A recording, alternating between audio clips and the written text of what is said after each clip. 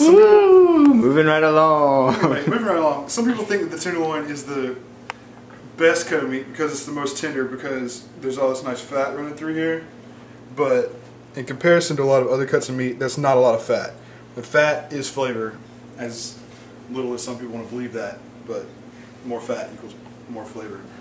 So, but today we're going to use a tenderloin for this dish because it's traditional, and we're going to cover it in these things, which are whole black peppercorns.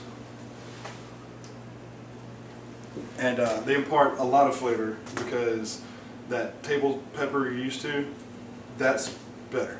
Because the table pepper has been ground and ground and ground, and it's really tiny pieces. This we're going to leave pretty big, so it's going to have a lot of flavor.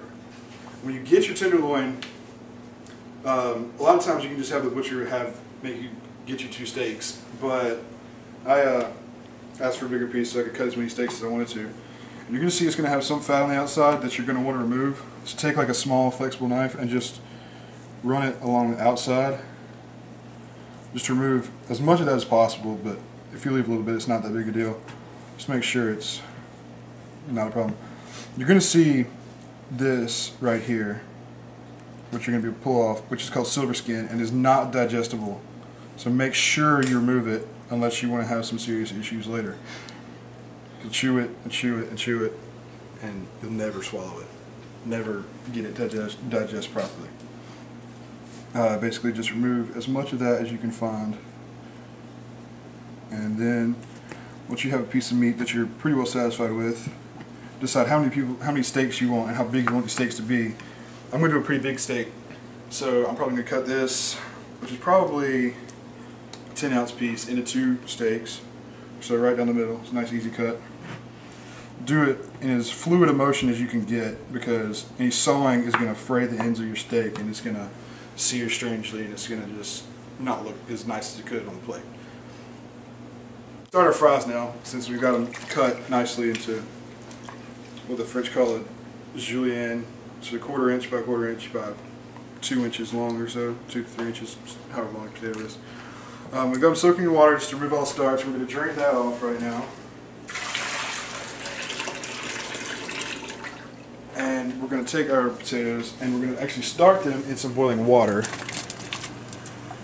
and let them cook a little bit. We're basically just going to soften them up, because when we drop them in the fryer, the fryer oil, we don't want them to burn on the outside before they cook on the inside. So by doing this, we're not going to change the flavor or the texture of the potato. We're just going to soften it so it'll cook all the way through when we drop it in the oil. And basically we just leave that be until they're cooked about halfway through. Alright, we're now going to make an ice bath so that when our potatoes are finished par cooking in our boiling water, we can have somewhere to put them so that they will stop cooking immediately. They won't get soggy before we have a chance to fry them. Basically, you need water and ice, which are pretty easy to come by. Then cut open your bag of ice. You need as much ice as you can fit in the bowl before water.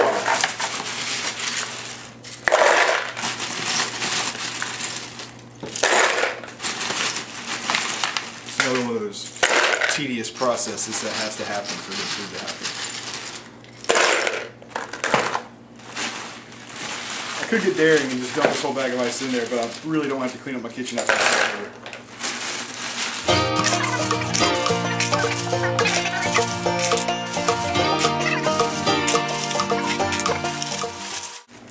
I think that's enough. Come on!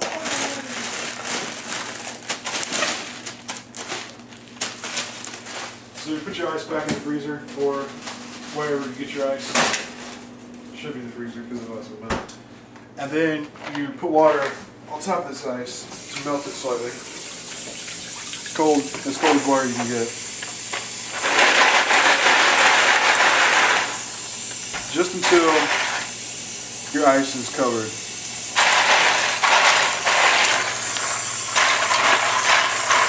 Perfect. Then we set this aside until our potatoes are finished cooking. I'm putting a colander in the ice bath, so basically I don't just dump my fries right into a bunch of ice and have to pick them out later. So I'm just putting this in here, and there's a lot of really cold water right there. And I'm going to go over to the stove now, take off the boiling water, as my handy production assistant steadies the colander. Take them out with a spider, And basically just put them in the cold water. See, they're hot. Easy killer. Yes, sir. Basically put them in cold water. Stops the cooking process so they don't get mushy before you fry them. And they're basically cooked through right now. You could eat these if you really wanted to. They don't have much flavor, but you could eat them. You just over and not touch the side of the pot that just came off the stove. Basically, and just get them all in the water so that the cooking stops. They're all nice and cold, ready to be fried whenever you have the time to fry them. Alright, now we're going to crush the peppercorns going out the side of the steak. And you can use a pepper grinder if you want to, but it's a lot more fun to use a saute pan and just beat the crap out of them.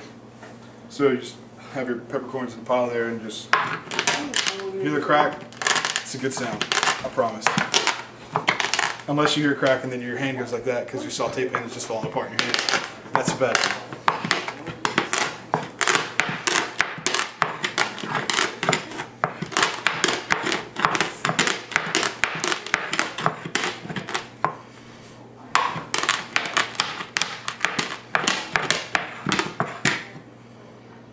I think we're good. So basically, after you crack your peppercorns, you just see something like this. Just big chunks with a lot of white showing.